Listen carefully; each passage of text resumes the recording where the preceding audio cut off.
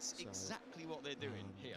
And when you've turned the engine down, so that's basically like when you've done your ramp down and then you're just on internal combustion power, so you're not getting any deployment anymore from the battery. Its time is done. It's out of there. Yeah, I think it'll be in. And when you're sailing along, you're just cruising with the ICE.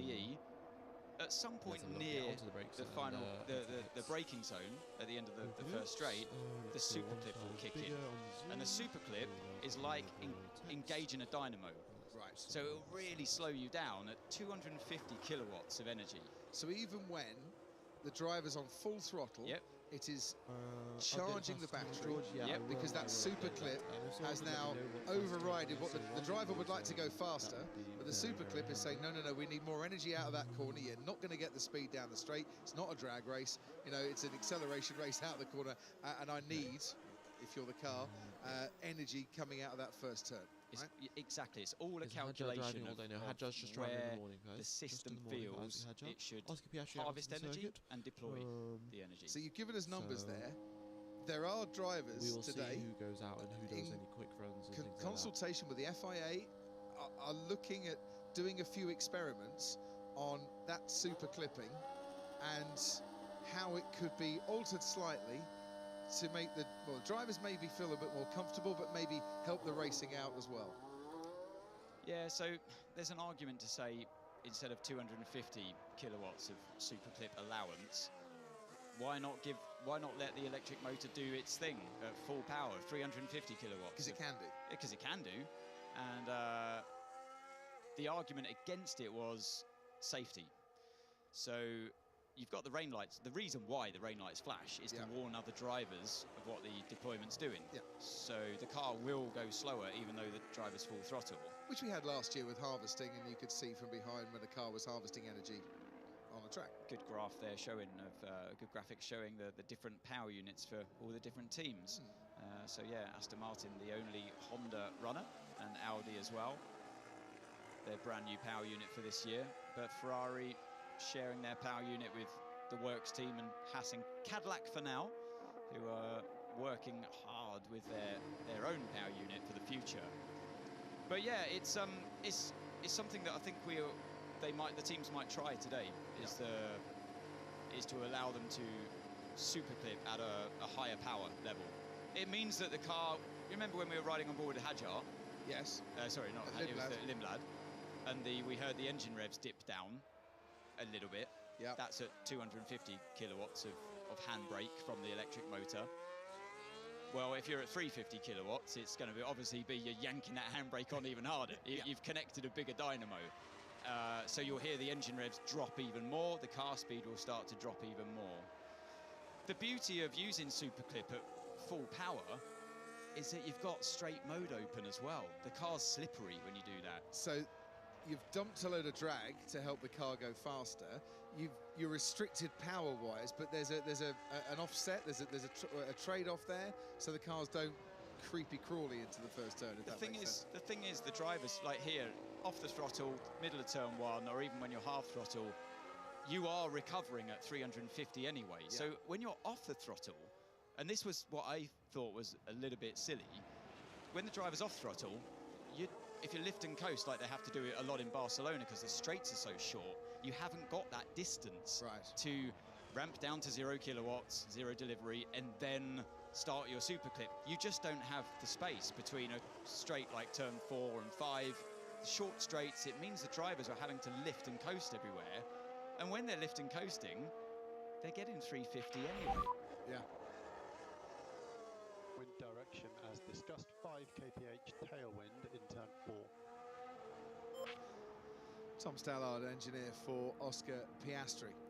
So they might as well allow full deployment at that super clipping, because if you're lifting and coasting, you're doing it anyway. But the difference here is the driver will still have their foot pinned to the floor, and the engine will take over. A bit like your limiter on a car. I don't know if you've got that one on your van. Yeah, I have actually. Well, it's a very good van, so of course I do. Very handy for average speed. It really is, yeah. Doesn't matter how hard you press your foot to the floor. Exactly, it's not good. Yeah. So let's have a listen to the revs. So full deployment here. Here the revs plateau, ICE power.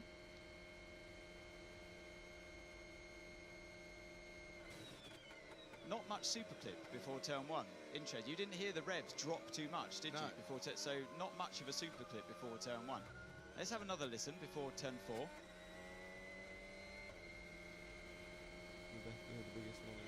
Obviously, did you hear just before he braked the engine revs just die down a little bit? A little bit of super clipping. Let's listen to this one through turn 6. Accelerate. Nice. Good to be awake. So no deployment on the exit of turn 7. It's all the telltale is the gears. Listen how quick he'll change gears here. Well, they're showing. Then they start to slow down when he's not deploying anymore. This will be a great example. Exit at turn 10. Race through the gears at full deployment. It might be the Pirelli test tyre that Piastri. Oh no, yeah, it might be the Pirelli test tyre that Piastri's on. Now listen to this one. Also, Charles Leclerc. Oh my God, look at this! All of this purple. Where's 8th gear? Didn't even reach 8th gear because he's on ICE power only. Now listen to the 5, 8, 9. So that's. See how much longer, how much elongated the gear shifts are? Wow. He's dealing with less power there. And then he'll... 0 kilowatt zone. Now listen to this again. So much power. The rear kicks out on the exit of turn 13. Very different feel to the car compared to turn 11. And then you'll hear this one where you get another 350 power. Well, let's have a look at what Charles Leclerc's middle sector is, right? Because we know yesterday... Now listen to the gear shifts. 40.2. They'll slow down. Someone did a 40.2. And he won't even reach 8th gear. He's just living on ICE power at that stage as the deployment starts to ramp down. Yeah. So if you were to listen to a qualifying lap, Crofty, it'd be very different. Qualifying lap, you're basically using every single last little ounce of energy that you possibly can. Charles Leclerc's on a real hot lap here, by the way, just to keep an eye on that. But it's fascinating. And one of the drivers is saying it's such a change for them because some corners you're accelerating out on really short gear shifts and maximum acceleration, 133.8 for Charles Leclerc. Other corners, you're just taking your time a little bit, easing it in a bit more gradual, and then you're back to the short shifts once more. And that, for a track like Bahrain, where we've got 15 corners, it's probably manageable. But when you get to 27 at Jeddah, something like that, Melbourne's going to be very different to here. Because you don't have the braking, so how you go, whoa, look at that. What might look like a driver error there, I mean, it was, but remember what we were saying, how different the car feels for them under their right foot. Because that's a push lap. He would have had a lot more energy because he's on a quali kind of run, started the lap with 100% state of charge, therefore. So he's got a lot more to use in that bucket of energy before he gets to the line, where he'll end with 0 compared to a race lap. So on a qualifying lap, you'll cross the line with 0% of your, or close to, of your battery. Why do you need any more to finish your lap? Your lap's done. But on a race lap, well, you're starting another lap, and you're going to have some energy out of turn 1 and turn 2, so you can't afford to cross the line with 0. You have to hang on to it. See what I mean? I mean, see, a lot of people think, oh, be quiet with the energy stuff, but I'm not sure exactly how many seconds. But that Venn diagram, this is what it is this year. That's what this year, and I want to try to help the fans. I'm towing the line here between saying too much to the point of boredom and turning people away. But I really feel that if you understand it this year, you'll get a lot more out of this sport. 50% of the horsepower. And I think actually when we ride on board, then you get a greater understanding of exactly what's going on, especially when you're saying, right, listen to this, this is what's happening, this is what's happening. But this year might be your year, guys. This year might be the Ferrari's year. Even if the Ferraris haven't got the pace in quali and haven't got the pace in the race, they have got incredible race launch. I watched the race launch from Ocon and Hamilton, and both of them just blew right past the other drivers. So some very, very nice horsepower from the Ferrari teams because of their smaller turbocharger of their line, and well, we'll see how that affects them. I was just about to ask which wing. Well, Leclerc's back into the pits, so yeah. Even Bottas had a good start on Wednesday. Yeah, that's what I'm saying, right? So all of these drivers, I might go back and rewatch the telemetry here for when the drivers are doing their practice starts and try and work out the 0 to 60 times or the 0 to 100 times or 0 to 200 times for the cars, and it'll be interesting to see how quick the Ferraris are. Can't see the Aston Martins blip in the pits. Are they out of testing today?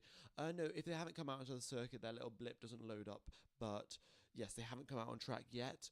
And well, I'm not so certain that they will come out on track. Not sure if their gearbox is either going to be fixed or if they've flown a new gearbox out of the UK to Bahrain. But yeah, it's been 20 minutes or so. They haven't come out onto the racetrack.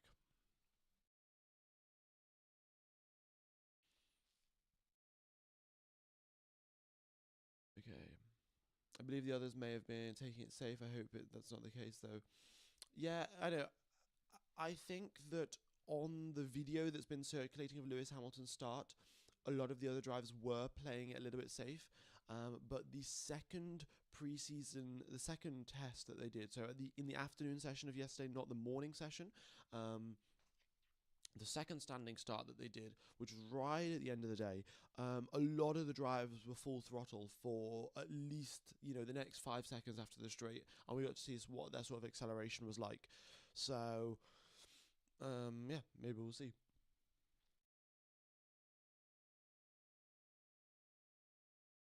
What's the disadvantage of having a smaller turbocharger? So, you get less peak boost pressure. So, boost pressure is essentially the higher boost pressure you've got, the more air can go into the engine, the more power you can generate. And for Ferrari's turbocharger, because it's smaller, it will spin up quickly and it will give you lots of speed off the line and you'll get less turbo lag. But when you are at peak RPM and you're at the limit of what the turbo's allowed to do, you've probably got a little bit less boost than your rivals who may have a bigger turbocharger. So that means Ferrari may have a little bit less horsepower once the race gets going compared to everyone else, but that totally depends on the size of the turbocharger and also the ability of 2013 the teams to actually Mercedes actually went to their truck department. The F1 team went to the truck department and said, right, we're going to need batteries that do similar things to what we think your batteries do.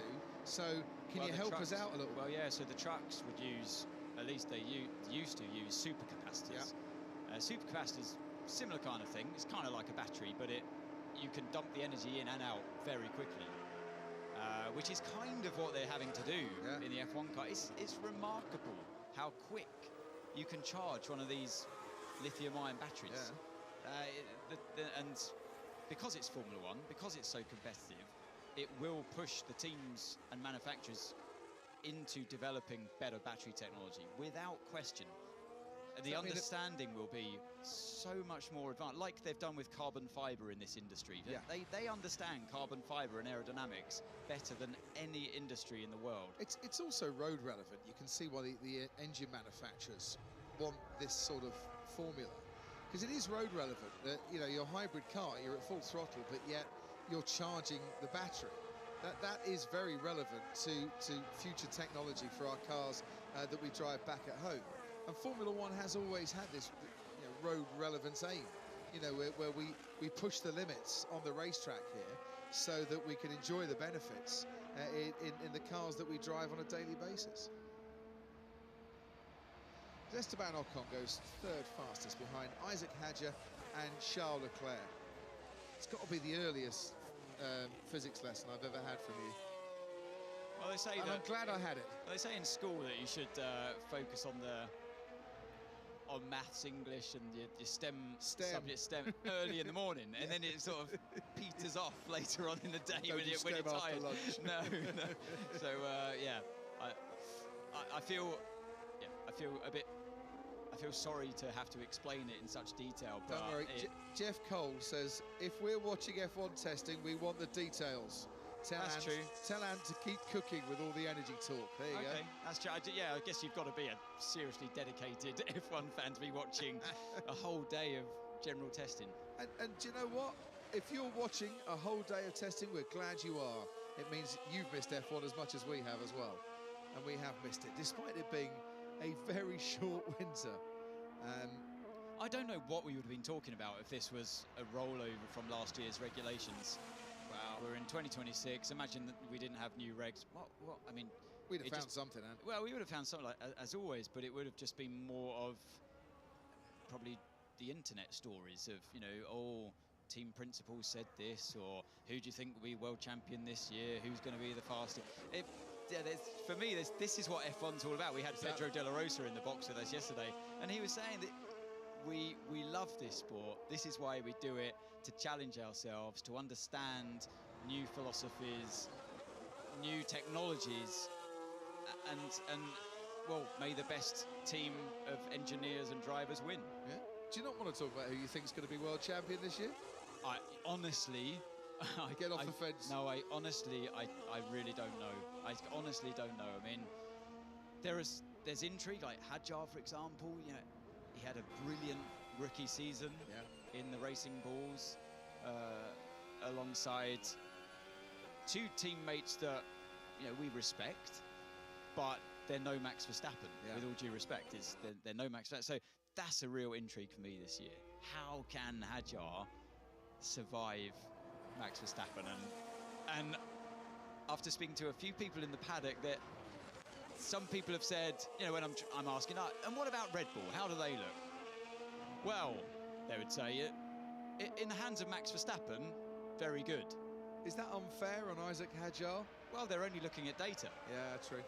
I mean, look, Max is...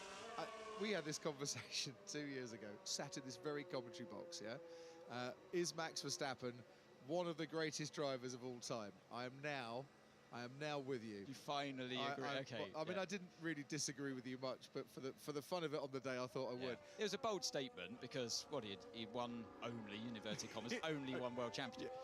But any driver could see it, Crofty, and with a huge amount of envy in our eyes, watching what he was capable of in a car, and jealousy, but it was there for everyone to see. Whether you were a fan of his or not, whether you agreed with his tactics on track or not, you can't...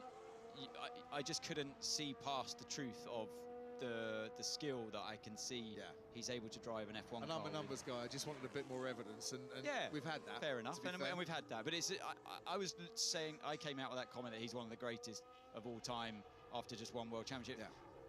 Just because of what I could see with my racing driver's eyes, I could see what he was able to do compared to others.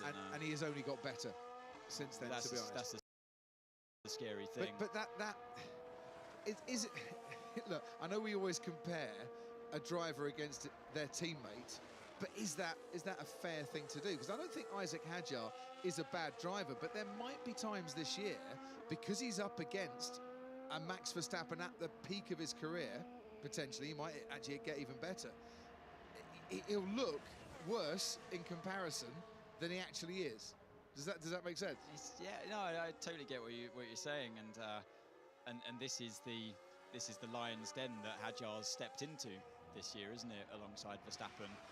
And you want to go up against the ultimate, the best, and we all start this journey in go-karts as 8-year-old kids, maybe even younger, and with a dream of not just making it to Formula 1, but being the best in the world. And to be the best in the world, you have to beat the best in the world. Yep. And there's no better opportunity for Isaac Hadjar to show the world that he's the best in the world this year. Because if he beats Max Verstappen, it's undeniable. Correct. And I think as a teammate, he might be in the best position to do it because he gets to see all Max's data as well. So there you go. Right, more chat from Ant and myself in a moment. But, you know, we're not the only people on duty here testing. Trailblazer says, Crofty, tell Ant to keep cooking. It's 2 a.m. here in Atlanta. I'm a nerd. So Trailblazer's with us. And Ruth Buscombe's with us as well, down in the pit lane. Yeah, so let's go for a bit of a nerd chat. We love a bit of nerd chat right at the morning. So we're down here at the McLaren garage with Oscar Piastri. He sat that very violent, luminous yellow paint on the floor. Isn't a design choice. That is some dried up Floviz paint. He's went out and did a couple of testing laps this morning.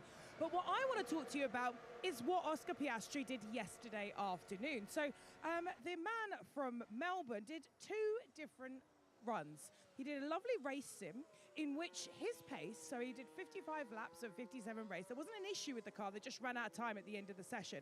And in terms of absolute pace, he was extremely close and well matched to Max Verstappen's Red Bull. Now, that is a really interesting data point, which all engineers, I've spoken to people from all of the top 4 teams and even some of the midfields have been looking at that comparison because it was just so close. In terms of pace, average first pace, Max was a 1:39.58, Piastri a 1:39.8. But then in stint 2, it flipped around. If it was a real race, they would have changed lead twice, once on lap 19 and once on lap 51. Now, obviously, could be running different power modes, different fuel loads, different setups. There's plenty of different question marks. It means that that's not necessarily a one-to-one comparison. But it is very interesting to see just how close those top 4 are. Now, also on the low fuel running. So both Mercedes, Antonelli, and Oscar did a qualifying simulation as well, which is one of the reasons why Oscar started his racing a little bit later than Red Bull. And one thing that was really interesting, of the top 4 teams that do look to be a little bit out front, it was only McLaren and it was only Piastri that was deploying more energy at the start of the finish straights, particularly compared to the man that ended up fastest, Kimi Antonelli. So Antonelli set a 1:32.8, Piastri set a 1:32.86, but actually the laps were vastly different. So what happens with the McLaren is they start the straight exceptionally fast. They're 4/10 up, but then what they spend on the straight there, they then have to pay back at the end of the lap, with Antonelli around 6/10 faster into turn 12. It's fascinating to see how the teams are playing around with the strategies and how they're trying to work out the fastest way around the lap with all of this deployment, not just on the fast laps, but on the out laps as well. And I wonder if we're going to see Piastri roll out to start one of those out laps right now. That could be perfect timing there, Ruth Buscombe, because Tom Stallard has got his arm in the air. Okay, hold on. I'm waiting for the right moment. Pierre Gaz is coming into the pit lane, so we might just let Pierre get past before I release the car, and then I've got a lovely gap in the track to release Oscar into with Kimi. Oh, Carlos Sainz has now just come out. That's going to ruin his gap a little bit. He'll be looking at what's on the track, or who's on the track, where they are, and when is the right time to bring Oscar out. And there we are. Now is the right time to bring Oscar out. Yeah, exactly. So he's got Hadjar coming around. Oh, and there is Hadjar coming around turn 13. Good spot. So he'll maybe have to let him by. Gasly's just come out of the pit lane as well. He's going through turn 1, but yes, this is obviously the out lap for Piastri before a fast lap inevitably coming up. Might not be low fuel, but at least he's on new tyres and he'll start his lap with full battery. So Hadjar on a race run, by the looks of it, in the 35s. The track will be nice and quick this morning.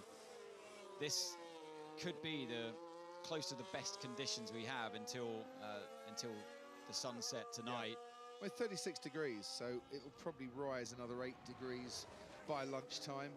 Air temperature go up 2 or 3 degrees, something like that. Hello, Stephen Dent.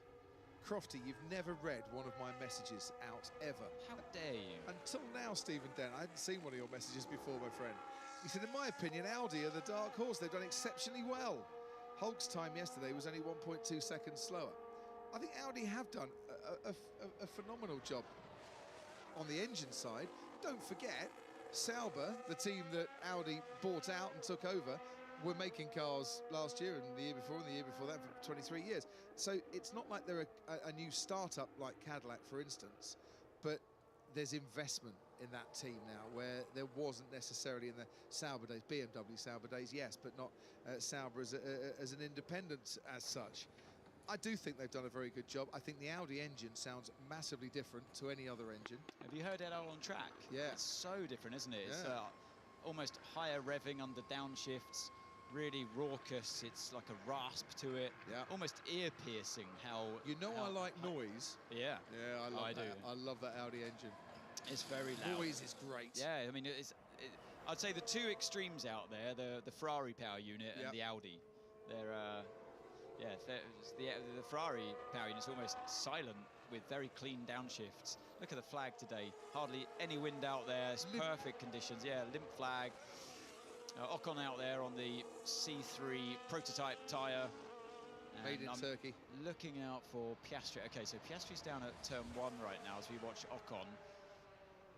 Just wonder if to have a look at the timing sectors for Piastri. I don't know if this will be a full... Oh, here he is. So pick him up into turn 4. Let's see how this sector 1 unfolds for him. Neat and tidy on the exit of turn 4. Personal best, only a 10th away before turn 6 and into turn 7. Down the hill, braking, gently does it. Ease the car through turn 8. We had Jolyon Palmer down there yesterday, trackside, saying how reluctant the car seemed to turn in, and a bit of a different line as well taken by the McLaren driver in turn 10 as well. Short shifts here? Yes. Yeah, you've got to be getting the car nice and straight at least before you head down this straight and maximise your traction. Use a bit of the curb on the right-hand side, ease the car into 11, then early but gently on power. The middle of that one. Remember Charles Leclerc a couple of laps ago, so you don't want to avoid that happening. Another personal best, but he's dropped a bit of time there. Another 3.5 tenths lost in that middle sector. A bit untidy on the exit of 13. Once again, riding too much of that curb. And the final braking zone of the lap coming up into 14. Oh, the rear just floats on him on turning.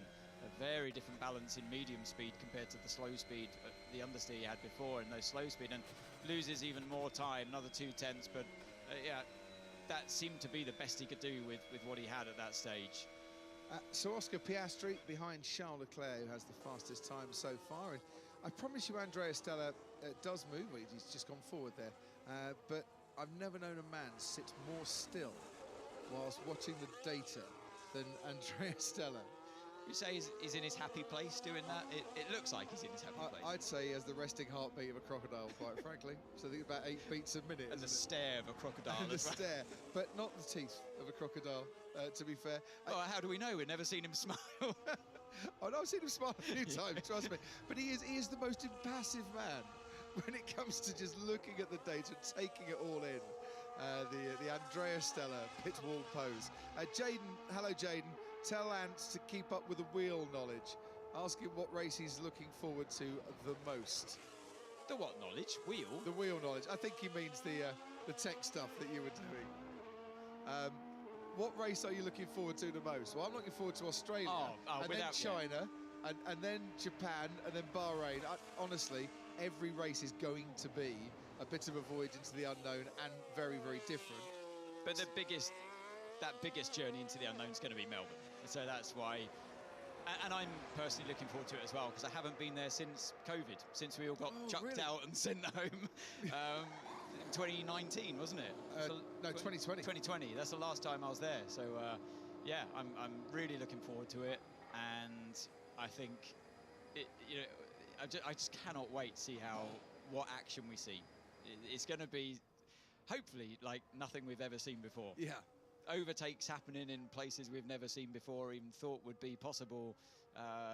Drivers randomly using boost button the first couple of laps of a Grand Prix, the randomness of the starts, who gets on top of them the best. There are so many answered, and yeah, for that reason alone, it's because the teams will work it out as we progress through the season. But Melbourne's going to be that step into the unknown. So our commentary box in Melbourne,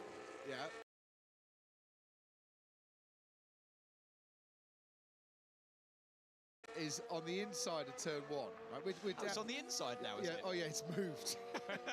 It's moved. Okay. Yeah. I mean, nothing against the Australian Grand Prix Corporation. Love them as we do. But you know that nice... You remember we used to have a lovely spot opposite the pit lane at the back of the grandstand? Oh, here we go. Rose-tinted glasses time. That's corporate hospitality now. And then we had that lovely spot opposite the pit lane on the ground level. Yeah, they turned that into a hospitality area too. So we're down at turn 1. Yeah? And this is not a complaint, trust me. It's a question. What odds would you give on anyone other than Lewis Hamilton or Charles Leclerc getting to our commentary box first at the start of the race in Melbourne? Yeah, I mean, you know me, Crofty. I'm not a betting man, but I would be quite happy to place a bet that they're going to be somewhere close to first and second by the time they get to turn 1 in Melbourne. As long as they qualify in the top 10. Yeah, exactly. The top 10 should do it. And if from what we've seen here. Yeah, and if you've not seen the starts from yesterday from Lewis Hamilton, then you might not know kind of what we're talking about here. But that Ferrari off the line. Now, so when the car starts, it can't use that electrical energy until it gets to 50 kilometers an hour. That's right, yeah. So it's all coming from the internal combustion engine. And there's a very small turbo that Ferrari have built into their engine. They haven't gone for the big turbo, they've gone for the small one. And it does seem to give them massive acceleration in the early stages. And then when the electrical energy kicks in, that acceleration just continues. I think Lewis was, what, row 3, row 4 yesterday? It was row 2, but there was a gap in between the first row and third row that so he was occupied. So you imagine pole, and then Lewis was on row 3. Good lap by Sainz. Yeah, 5th fastest for him with a 1:35.5. But he was clearly past the other cars by the time we got to 250, 300 metres from turn 1. And he didn't do it once, he did it twice, because he did it morning and afternoon as well, and it just took off. Yeah, so Antonelli looked like he had a really decent start, actually. Yeah. If you just watched that car solo, you would have said, looks all right, not far off of last year's kind of getaway. And Hamilton, starting on the third row, got him into turn 1. So, when we get to Australia, there's enough time to sort it all out. And I think the thing that Ferrari, as a team, I think they're doing better than anybody else as well, because there are other Ferrari power units out there, because Hamilton blasted past Ocon as well. Yeah, but Ocon's start was also very good. It was very good, but still Hamilton got it. Yeah. So it's something that Ferrari are doing, maybe Lewis is doing. He's got a, maybe... And I wouldn't say it was lucky. It wasn't a lucky getaway, because the only data that we have to go by so far are 2 real-world examples.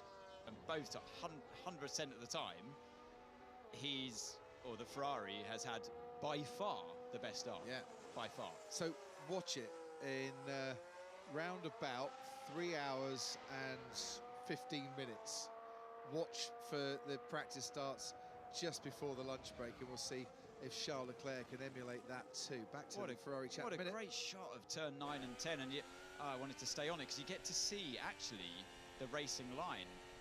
Because we've been here for cars have done so many laps, you can see that dark line 10 after apexing at 9. So they create a kind of arced curve that tightens at the end. You get to see the racing line in all its glory from that drone shot. I'd love to see some overlays of that as well, to see different drivers and their approach to that corner, and the lines that they're taking, and then also how much time you lose by going that little bit wider or locking up, and you could do a really good demonstration there. Dean, the tractor boy from Ipswich, says, I'm thinking if Lewis Hamilton can outrace Charles Leclerc this year, he might have a great shot at world title number 8. Thoughts? Well, look, it's not where you start, it's where you finish. But if you start as well as we think the Ferraris are going to start in terms of a race, they might take a little bit of catching during the course of the race. I would love to see Lewis Hamilton in a much more competitive car, and Charles Leclerc for this year. There's that drone shot again, It is. That was the Williams line that was coming through. Look, as it stands at the moment, it's tight at the top, and he's got as good a chance as anyone else, Dean, on that one. But remember, let's not get too excited. This is Bahrain, right? Slow speed corners. Yep. Lots of time off throttle. And the Ferrari's been good in the slow speed corners, hasn't it? And why is it good in the slow speed corners? Because it's got a small turbo. Turbo. It means it can spool up quicker. It means that your battery is having to feed in less to fill the torque hole of the turbo, not spooled up, right? So Monaco, they're going to be unstoppable. Yeah, maybe. Monaco's a bit of a different case, though, Crofty, because you've got so much half throttle and off throttle, so everybody's just basically riding 100% saturated battery the whole time. Singapore, they're going to be unstoppable. No, Singapore's in the same as Monaco. Here. No, so I don't know of anywhere they'll be unstoppable. This is one of the better tracks for them. Stop with your negativity here. But Melbourne will be very different for them, and much more challenging, because what do you need in Melbourne more than you need here?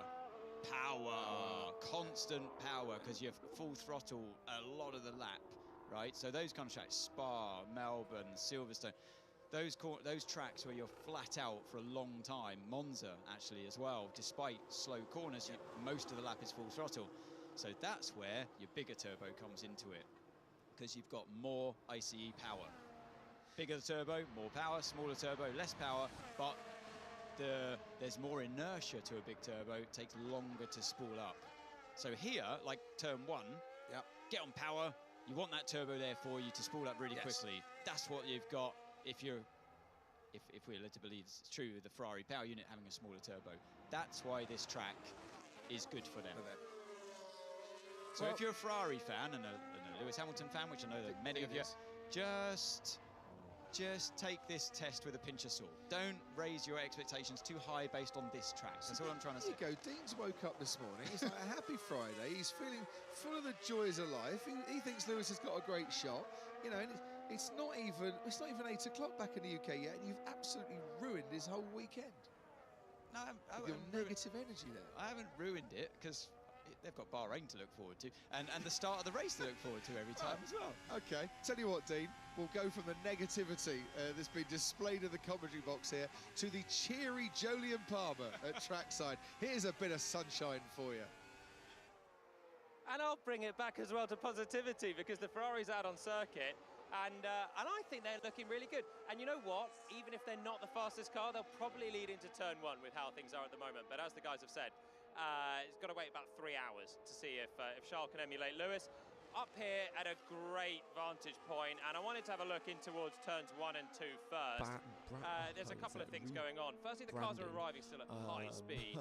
It's about they have obviously taken over the Sauber team a lot, as and we've got an added Audi the about to come into view. We can have a look at Nico Hülkenberg on a guys, every time a slow lap for Hülkenberg, and we'll wait to see that peak of deceleration from a car at full tilt. And I also want to talk about the line between 1 and 2 here, because this has become a really difficult traction zone. We've spoken a lot about traction already. Braking and traction, I think the two big killer areas that the drivers are going to have to adapt to make a fast lap here. So you come in 335 kilometers an hour at tops, bang it down mostly to first gear, but Ferraris are able to hang on to a slightly taller gear. So it sounds like Charles is a gear up through this first apex still in second, and again probably a sign of that, maybe smaller turbo, not having to recharge quite as aggressively. It's gone so quiet here, so I can't talk about too much. I was going to show you the nice lines between 1 and 2, but I'll hang on, guys, and hopefully we'll get some more cars on track soon. You got Charles Leclerc just coming around the final corner, Jolyon, and after that Arvid Lindblad, and there are only 3 cars on track, I'm afraid. Thank you, Crofty. Should we hang on for Charles Leclerc then? Because he's the guy that I most want to see coming into this first corner. Unless he's going into the pit lane. I'm afraid he's going into the pit lane. He basically... Take it back, Crofty. I'll hang here. He saw that you were out there. He said, I'm not giving my secrets away. Yes, we will, Tim. I'm not giving my secrets away just yet. And he has come into the pits. Arvid Lindblad out on track. Nico Hülkenberg out on track. And I think Kimi Antonelli about to hit the track too. I tell you who hasn't hit the track so far this morning, Anthony. It's the Aston Martin, isn't it? Lance Stroll. I'm just looking now. Down at Aston Martin, the screens are up. Well, still. The way that car came to a grinding halt yesterday, I'm kind of not surprised to hear that it's not out there. So, well, they've had, but hang on a minute, they've had all night. So yeah, they can. I mean, people will be thinking it was a long time since Fernando Alonso stopped on track. They've had all night. Why are they not out there this morning? They're clearly. What did they do yesterday? 68 laps. Where we're accustomed to seeing teams achieving well over 110, 120 laps a day now. So, I mean, 68 laps. It's okay, but it's one of their better days, and that speaks volumes, I think. And I mean, the problems they had yesterday and continue to have problems we were saying this is your last day before Melbourne. Yeah. How tense do you want to make it? It's difficult for them. What's the best way to explain the situation that Aston Martin are in? As far as I understand it, they haven't done a continuous race distance yet. So they'll have done it on the dyno, obviously, but the engine needs at 57 laps continuous running so they can get some race distance data from it, first and foremost, and then look at where issues may or may not be. But all the time that you are fixing what seemingly from the outside are major issues, you're not working on performance. You know, you haven't got, you know, unlimited resources and time to be fixing and looking at performance. And when you're struggling on lap time, and it looks at the moment that Aston Martin are ahead of Cadillac and that's about it, then you're not making that car go faster. You're looking to make it last a race. Are you looking to make it reliable when all around you, your competitors are working on performance as well? Well, that's the problem, isn't it? That's the crux of it, because you've got teams like Audi out there with their own power unit, and they're putting the laps in. Every lap you do, you're focusing on performance, rather you're tweaking setup, you're understanding the car more. Yep. As soon as you have to start fighting fires, and maybe quite literally for some teams, you're focusing on then your attention on, well, how do we fix the problems in terms of reliability?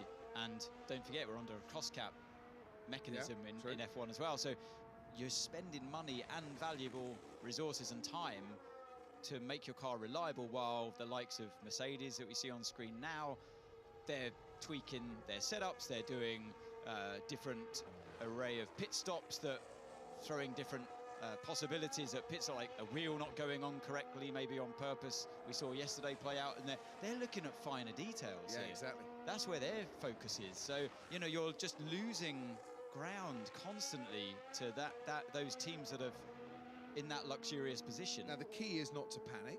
The key is to say, right, we have a plan, as Antonelli goes second fastest with a 1:33.9. Leclerc and Antonelli, the only drivers in the 1:33s so far today.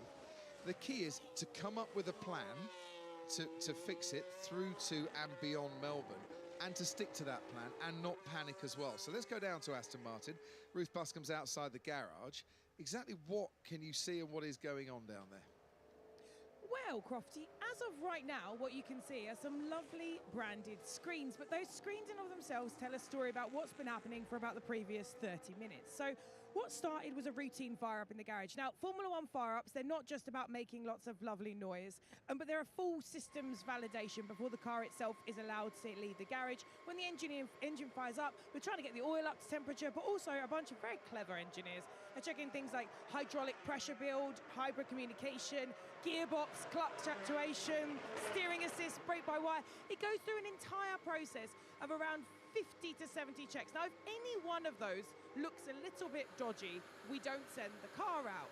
But we keep all the bodywork on, because that does take time to do. What they then did is take the bodywork off, and then what you don't want to see if you're a Formula One driver, an engineer, is the high stands of doom.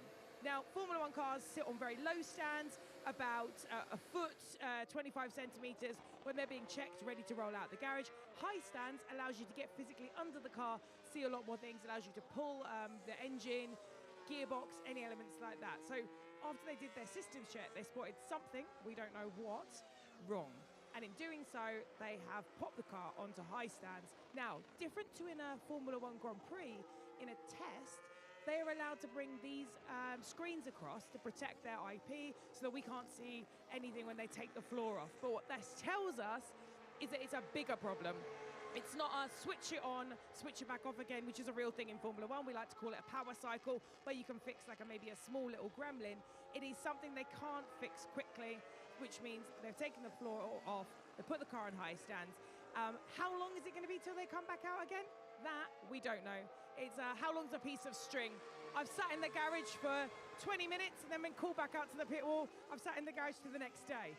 So if you are an Aston Martin fan, hold your breath, but maybe not for too long, because we're not sure how long it's going to be before they hit the track. And of course, every single member of this team is going to want to get as many laps of data as possible.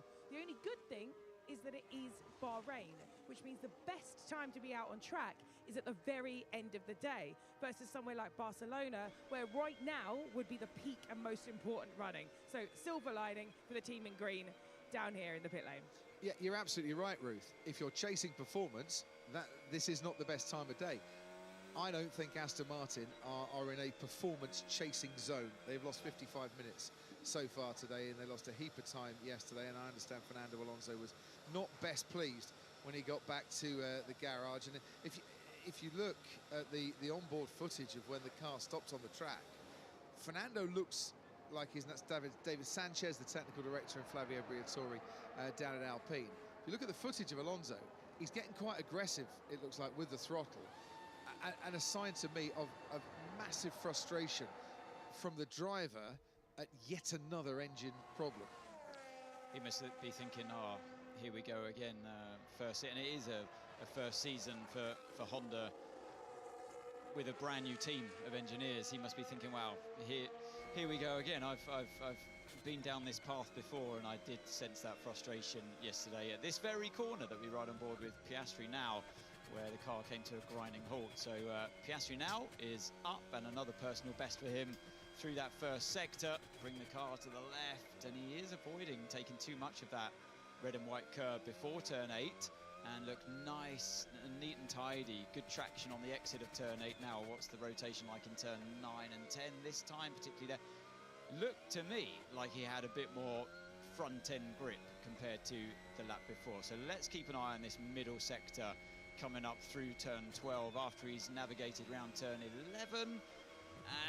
And he's just gone onto the curb. That if you got the high stands of doom that Ruth was saying from a driver's point of view, that is the curb of doom on the exit of exit of 11. As soon as you touch that, it just pulls the car wide, and another failed middle sector for Piastri. But I think he had a good amount of rotation at slow speed.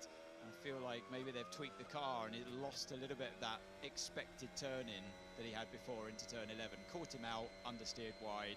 Very tricky cars to drive. But you can change these cars a lot with the setup, and that's great for the engineers and for the drivers, because you can easily find different segments of performance and tweak it to your liking. So I'm sure it's a case of let's try again later for McLaren. The curb of calamity, curbing Oscar's enthusiasm. Yes, for exactly. the moment. It's a shame, because it looked like a really sweet lap until that point, but it's so easily done in that corner. Maybe the wind has picked up as well. It's another thing for the drivers to consider. Not much. We heard Tom Stallard earlier on actually reporting wind conditions to his driver, and you've got to be on top of that through the day as it progresses. And we saw it flip 180 actually yesterday. But the palm trees, lifeless in terms of their branches swaying in the non-existent breeze. The flag hangs limp from the top of the flagpole. It is a gorgeous day here in the desert. There isn't much wind about. Karen Lovett, hello to you. No, non-zero chance in terms of Lewis off the line or Charles off the line in Melbourne. Our roaring for Oscar gives him a boost off the line. This is going to be the year the Australian curse breaks. Oh, could well be. I mean, they're quick. The McLarens are quick. See, there's your flag. The curse gets broken, and Jolyon Palmer down at turn 1 has lifted his curse of nothing to report on trackside. Cue everyone peeling into the pits now, but I want to show you Oscar Piastri. He came in really nicely here, and then he went off at turn 11. I got a great vantage point to see both ends of it. I can also confirm no wind. Bit hotter today. But yeah, Piastri in hot on the last lap, down the gears. The thing I'm interested in is how turn 2 and 3 here has become a really tricky exit, and the traction issues that they're all having. Yet Oscar's using a lot of road through turn 1, so the racing connoisseurs will think, why isn't he opening up turn 2 a little bit more to get out onto that long straight up towards turn 4? But the drivers are saying, actually, it's nowhere near flat, so you're better off taking the speed through the minimum, as we see the Racing Bulls car getting to the middle of the road before coming out. And bad news, guys. Oscar's doing a double cool down, so I'm not going to be able to show you that right now. But look at his line anyway here, because he goes right to the middle of the road, and then he's tightening that sort of kink through turn 2. Now, again, spoke to the drivers, and they said in the last set of regulations, as we can see the Williams, Carlos Sainz come through. Let's have a look at this. Rotates the car, misses the apex slightly. Again, quite deep through turn 1. Kimi Antonelli just behind him. A later apex, but again using plenty of road through 1, which compromises them through turn 2. And on his first lap on that C3 tyre, he had a big old fishtail through 2 and then 3 as he tried to pick up the power with all of that energy coming in. And it's a big job for them to hold on to it. Pierre Gasly in the car in the Alpine. Oh, goodbye to that apex. Even wider than everyone else. And that's a big struggle for him. But it's a trade-off, basically. Do you keep the minimum speed up at turn 1, take a gain through the apex there? There's always a load of time to be found at low speed. You think it's in the big brave stuff, but actually nail a hairpin, you can look a hero. It's a bit of a shame that way for the racing drivers, but that's how it often works. The compromise then is turn 2 and 3. The driver's saying, actually last year it was almost flat, so you're better off to make it a straight line, basically, and make it pin, so you compromise more. Here, where it's nowhere near flat, you're actually better off taking the apex speed at turn 1 and then just compromising anyway, as we see, first of all, the Racing Bulls coming back into view. And I'm wondering if we're going to get Oscar going for another fast lap or if he's going to be peeling into the pits. You might be able to tell me, Crofty, in a minute, but I'm holding on for that McLaren on a low fuel simulation. He's powering his way to the final corner. He's powering his way to the final corner, Jolyon, and he's just making his way out of the final corner now. He has Kimi Antonelli right behind him. Here he comes. They're both on a flying lap here. You got 2 for the price of 1. Racing action. Mercedes power unit versus Mercedes power unit. They both sound like they got a hungry pack of dogs as they go down the gears there, particularly the actual Mercedes of Antonelli. But Piastri looks really decent through there. He's opening up the corner, still managing to keep the traction through turns 2 and 3. And it wasn't a surprise when I heard he was on a good lap until he went off. I'll throw it back to you guys to see if he can do better this time. Great, Jolyon, thanks, mate. Persistence is everything. And you get your reward here in testing. 2 for the price of 1. And we're watching at the moment Pierre Gasly going around. We'll switch this, I'm sure, to Piastri and Antonelli, because they're actually running quite close together on the track. And yeah, Antonelli's last lap time was 36.6, and Piastri obviously did that slow lap. So let's see. I think Piastri's actually comfortably edging away from Antonelli at this stage. I think his tyres are slightly fresher, and definitely would be cooler from that cool lap that he did beforehand. Double cool lap. The double cool lap, yeah, and that's purely tyre. That's nothing to do with battery regen anymore. That can be done in just a handful of corners. Look. A replay analysis, Crofty. I think this is what you wanted. Yes, I want to see the lines. So we've got the Williams going through with Carlos Sainz. Who's coming next? Well, it's the Ferrari of Leclerc. That's always had good rotation in turn 10 the whole way through this weekend, but this week. And the Alpine, a bit of an earlier turn in, actually, you'd have to say, and clips the inside curve. Slightly wider on entry as well. Yes, so it went for an earlier turn in, and that's as close to a perfect line that you could ever wish to take, actually, from Hulkenberg in 9 and 10. So, yeah, I almost called it a Sauber again. The Audi looks good at the slow speed and sounds good as well, most importantly. I'm excited for the fans. Whatever Grand Prix you're going to go to this year, to stand trackside, I'm excited for the fans to hear the difference, that diversity in engine sound. It really is.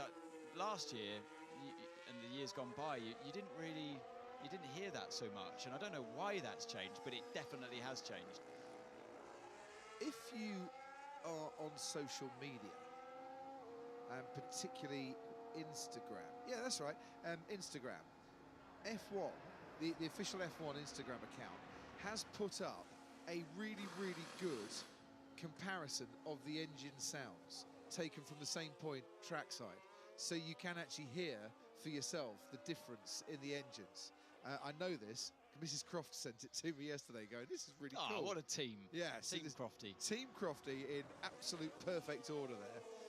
She obviously had more time to go on social media than I did yesterday. I was going to say that working hard. That is the most tempted I've ever been to join Instagram, Crofty. Oh, there is some great stuff on Instagram, trust me. Look, I go now, there's a cameraman running down the pit lane. What's going on here? Ajah just massively locked up into turn 8 and has to abort that lap. So it looked pretty good through turn 4 at least when we picked him up, but that's why he's backed out of this one. Big old lock up in turn 8. Ruth Boscombe has messaged me to say the Audi also smells different. You know what? Yeah, it's true. Doing that part yesterday up and down the pit lane, the smell of the pit lane is very different to before. These new sustainable fuels that we have now, Right, let's keep an eye on this. A replay of Hadjar 6 looked okay. Change directions good. Bit of understeer mid-corner 7. Oh, and as soon as he hits the brake pedal, the right front, and again, look at the frustration this guy carries. Every time we see him make a mistake, and he knows it was his error, he's so hard on himself. I kind of, sometimes I worry about how hard he is on himself. You know, really, he lets that emotion out so physically. No, but I think it's a good thing. He almost, I've seen him hit himself before. Yeah, but in moments, I just think, wow. But he does it, parks it, and gets on with it. Maybe there's that to be said. Yeah, look, is it green set of do my eyes deceive me here, Crofty? Or is this a set of intermediates? Like, what's going on here? Yes, it is. What? You were about to laugh at me there. Sorry, I'm just looking at the sky. I can't see any clouds. Right, Ocon is fed up with the lack of grip that he's had throughout this week, and he's resorted to this. No, why would he run intermediates? Because the car hasn't run on intermediates so far, and they are testing. Is he doing cruise modes on intermediates? That's probably the only thing I can... Well, all I can think of, you have to select your tyre sets in advance of this test. So if you've used a lot more tyres, than you would have wanted to at this stage, and you're just doing a cruise test where you're not putting any performance, you're looking to monitor aero, you might as well do it on a set of intermediate tyres, because you don't really want to waste another set that you're going to use for longer or performance runs later. Hang on though, was that so he didn't have the rear wing open there? I missed. I wasn't watching. Because you don't have the rear wing open in active aero in the wet. In the wet, yeah, it's only the front wing. So I just want to see a closer shot. Yeah, so I saw the front wing activate. That's what they're doing. Yeah. They're testing ride heights with straight mode for the wet. Because in the wet, you only activate the front wing in certain areas, of basically dead straight lines. Yeah. They won't. The FIA won't allow you to run straight mode, even the front wing in modes in areas where you're actually going through corners. So that's what they're doing here. They're measuring the effect of being on the correct tyre to mimic wet conditions for when you only use the front active aero. So here we go. If we see a front shot of the car, you'll see the front wing active here. We don't. We've got the rear shot. Yeah, there. Watch the front wing, and it pops back out. So no rear wing, only front wing. So they're testing for the wet. And it also makes sense if you're just testing, but stick on the inters anyway, because you've only got a certain amount of sets. I've got a statement here that I've now just seen from Honda that says. What are we going to see here? Oh, no, I was just saying all to your comment about Honda. So, yeah, look, check the front wing. So, yeah, front wing is active, rear wing not. And the reason for the front wing only activation, because originally the FIA said, well, no, if it's wet, no straight mode at all. And the team said, well, hang on a minute, if we've set our cars up for running straight mode, because we run it all the time. It's not like DRS where we once in a while run it. So yeah, of course he's scrabbling for grip. This is what it's like Bambi on ice. It's a good lesson for everybody. This is the reason why we run slick tyres in the dry, because otherwise this happens. It's this is crazy. It's like rallying with Esteban Ocon. Intermediate. Really loving that. Now that could spice up the racing.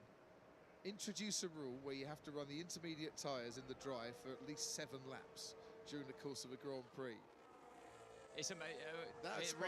It really demonstrates, doesn't it? Right, we talk about tyres a lot in Formula 1, and people that drive their road cars. Why do you always bang on about tyres so much? Because in your road car, it doesn't really do much. But yeah, when you look at when you start to slide a tyre around, and different surfaces and temperatures, you need slick tyres for the dry if they're warm enough, because you've got such a bigger contact patch with a slick. Here comes Antonelli on the C3 tyre. Turn 1. Sounds so different, the engine from last year. Extreme, aggressive downshifts there for Kimi Antonelli. That looked nice going through turn 2 and 3. And let's see now where he's braking. A little bit earlier than he would have done this time last year. Yeah, a little bit wide in turn 4. Exit as well, carried a bit too much speed there. A nice amount of curb usage in turn 6. A lot of curb usage in before turn 8, very different to the Piastri line, we'd say, and then grab a bit of curb as well before turn 9 to try to get the car as straight as possible before turn 10 braking. And you can really hear the struggle for traction on the exit of 10. It's one of the lowest grip corners on the circuit, really taking things to the limit of track usage before entry to 11, but ran a bit wide anyway mid-corner, hence the snap of oversteer. Not too bad, but still cost him a lot of time. This is clearly a more of a race run, being this far off in lap time. 9 laps he's done in this stint so far. Yeah, so you're kind of, at this stage, you're really having to nurse the tyres. This track is absolutely brutal. It's like running around on coarse sandpaper. It's, you know, the stones are so exposed, and the track is obviously very hot right now at 42 degrees. But it makes for very good racing. It really does. Abrasive surface. Right, let's look at the Mercedes rear wing and spot the difference from George Russell on the right-hand side yesterday to Kimi Antonelli today. Yeah, so Russell on the right-hand side. Oh yeah, so you see the top end of the wing, the little ears of the, looks like an extra element or gurney flap or something. That you just Antonelli's running. So yeah, a bit of a different. We've seen Ferrari run different wings from yesterday. Well, all the way through yesterday with the 180 flip of the wing, and then with the conventional mechanism that doesn't flip it 180. Oh yeah, and here it is. Wow, as if by magic. So this is the conventional one. Yep. And that's what they're running today, I believe. But yesterday they were experimenting with different wings as well. That wing that they were using yesterday, Ferrari, I wonder if that comes in more handy at somewhere like China, where you've got such a long straight. Well, Melbourne, where it's all about energy management and making your car as slippery as possible. And McLaren, more of a conventional style, we'd have to say, very reminiscent of what they've learned from the days of DRS. There's similar activation, similar amount of movement as well, creating that big slot gap.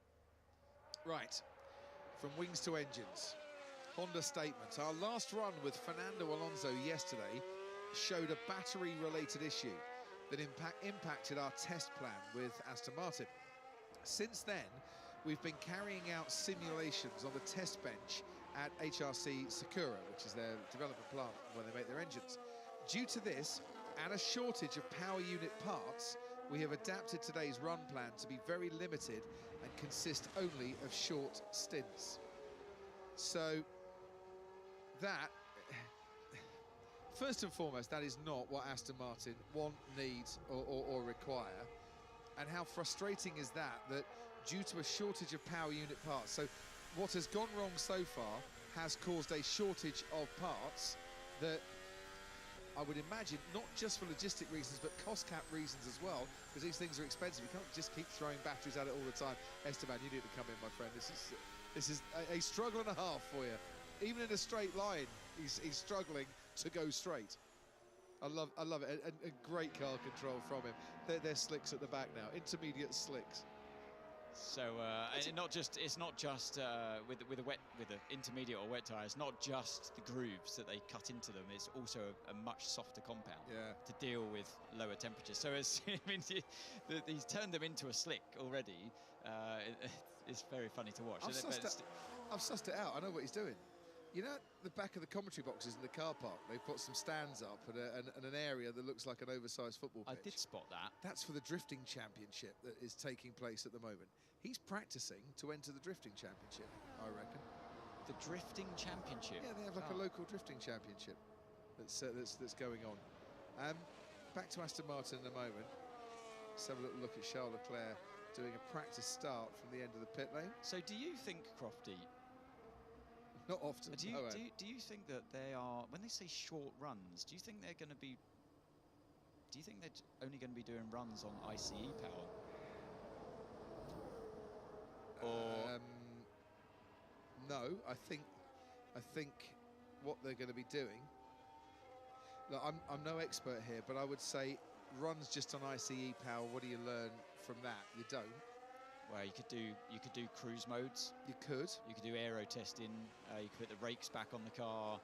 You could do though. I mean, that's what I'm thinking. Short run. Why would you state you're only running short runs? Because are things overheating and getting hot to the point of view of if we go for anything medium to long term in terms of a run plan, we're going to overheat and we run the risk of breaking more parts. So if they've been carrying out simulations on the test bench, have they determined an amount of laps that they can do before things overheat? Therefore, yeah, if say, I'm plucking numbers out of thin air, we can do 10 laps, we can't do 12, for instance. Before what? The battery fails or overheats? Yeah, or is likely to fail because it's overheating. You know what? This That's makes just a lot. it's just a theory. Yeah, and my theory is I'm putting 2 and 2 together here. Standing on track, out on track on day one. Yeah. I mentioned the different sounds of the different power units and the Audi that we see on screen now. Loads of revs. You hear it here actually. Loads of revs. Really like a buzzy sound. Lots of popping and banging as well for good measure. Sounds great. The Aston Martin came by into turn 10 and it's almost as if the engine was shutting off, going into like neutral. Wow. Before turn. So you'd be on power obviously, and as soon as you lift off and started to brake, that's the important part where you should be regenning. High revs, regen, feed the battery. The revs almost dropped to 0. It was like it was cruising into the corners, which means it's not regenning. Not regenning enough, or having to switch off that activation of the electric motor because maybe it's overheating the battery by dumping a whole load of energy into it. Maybe that over time starts to kill the battery. Yeah. Maybe that's what happened yesterday, where the thing completely shut down to the point where Alonso had 0 try. I'm only guessing. Yeah. That's all we have to go by, and I'm just putting 2 and 2 together. I'm probably completely wrong, but look at the incident with Lance Stroll at turn 11, whereby the engine decided, well, we're not going to regen here. We're not going to use engine braking. We're going to send everything to the rear axle, and that's why to the mechanical brakes. The mechanical brakes, Lance locked up. So is that the big issue with this Honda engine? Then that there's the Achilles heel the battery, not the power unit. Yeah, exactly. Not the ICE. internal, yeah. There's a disconnect between what it should be doing in terms of energy, engine braking and sending energy to the batteries, and the ICE power. And we had a text come in yesterday, didn't we? A question, almost saying, what was it? Well, the batteries haven't changed at all. Why are you talking about batteries? Well, they clearly have. Yeah. To the point where the usage has changed. That's the thing. Exactly. Yeah. The usage has dramatically changed. So therefore, the architecture had to change. Yeah. The key headline is Lance Stroll is not going to get a race distance in today that he would have wanted. Aston Martin are not going to get a race distance, and there are a lot of late nights going on at Sakura trying to find a solution to the problem, and a shortage of power unit parts. That smacks of we've got through with breakages way more than we really wanted to. Ruth Buscombe is down at Red Bull though, winging it.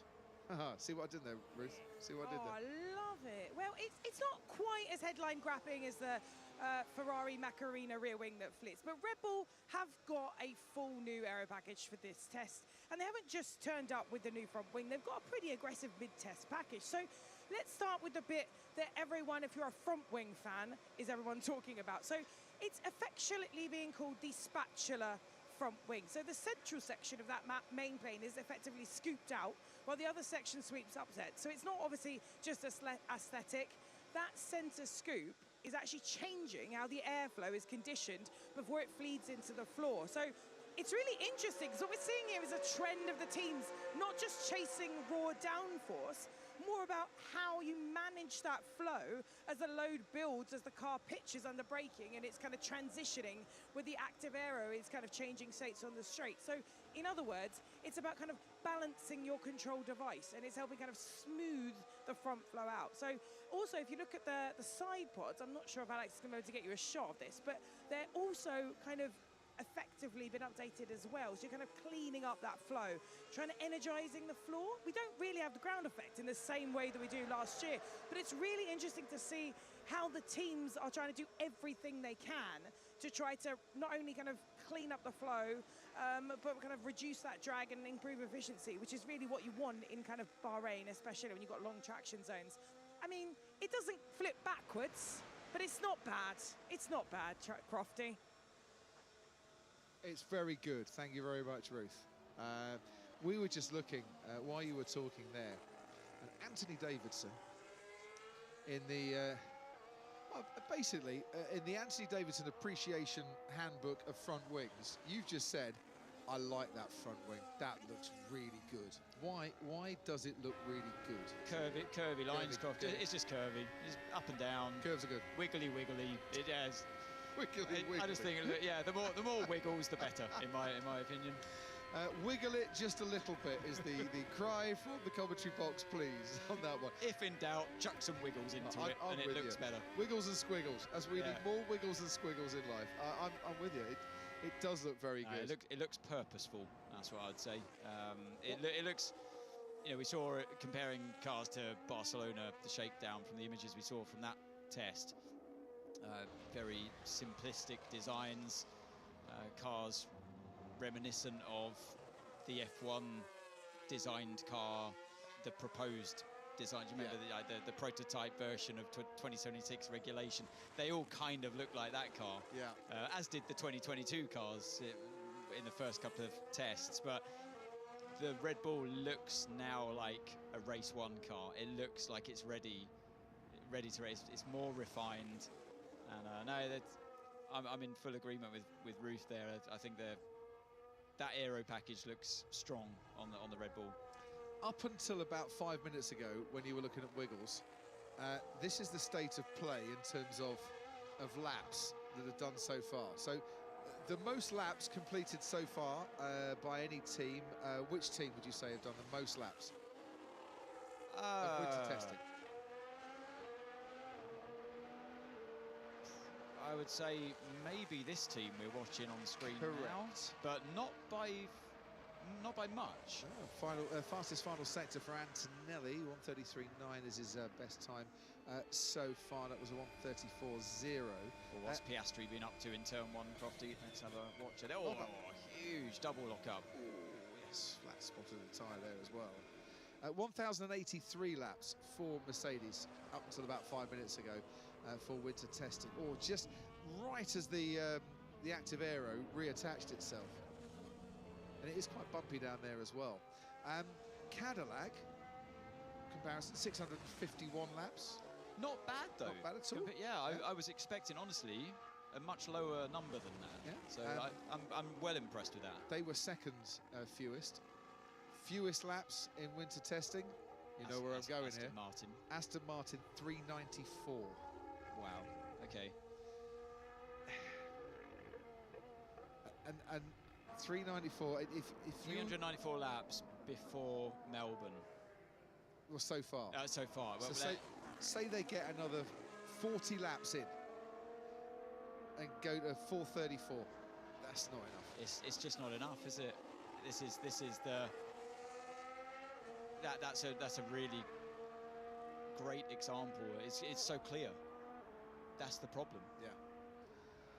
It's testing and it's practice, and the more you can get out there, the more data you can gather, the more issues you can find and solve in a hurry, the better prepared you are for the first race of the season. I think that's why Alonso stamped on the throttle pedal midway through the corner of turn 4 yesterday, a bit through frustration, because he's old enough and experienced enough to know exactly how much that failure hurt yesterday, and how much the lack of running throughout has hurt not just his progress but the whole team's progress.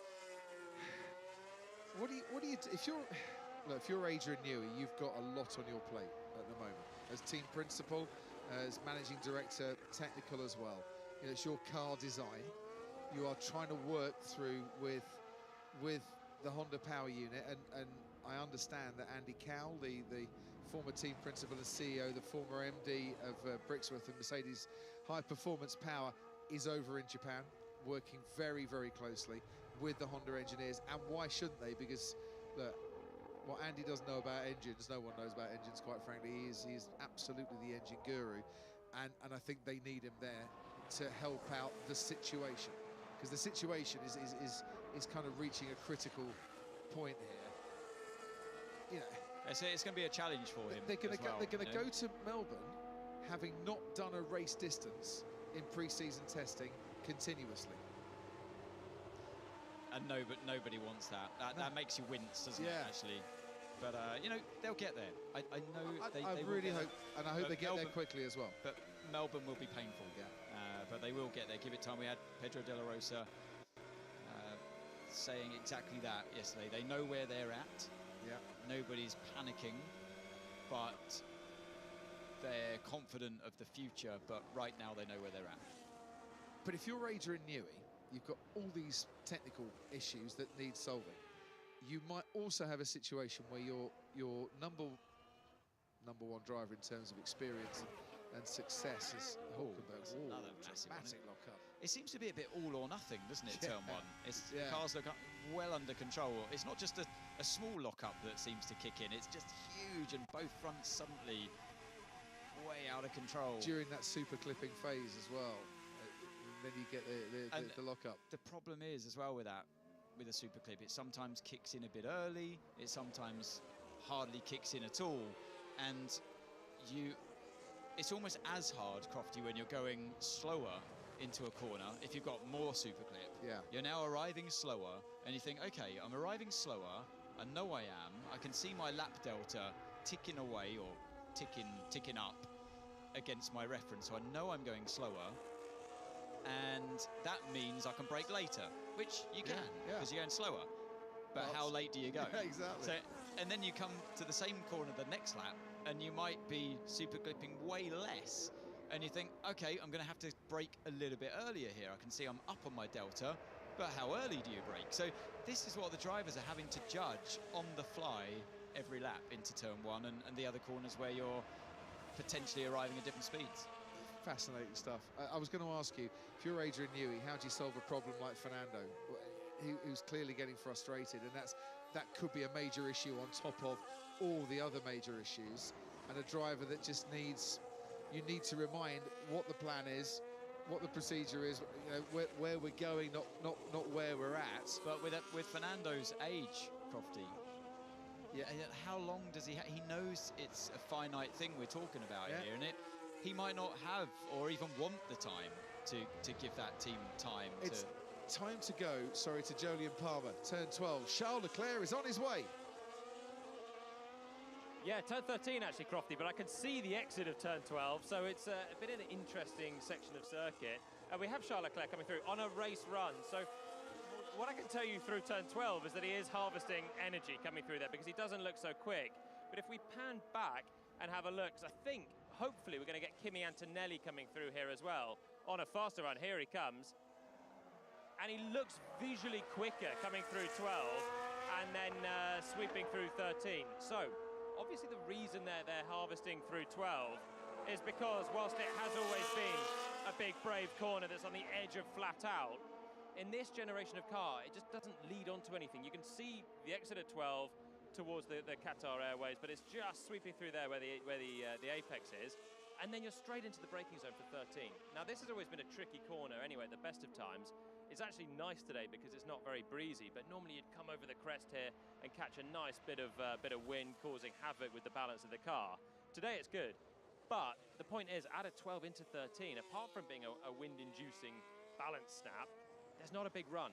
You can see on the exit of 13 a whopping run. So that's why everyone's having to harvest there. There's SM, the straight mode, to greet them on the exit.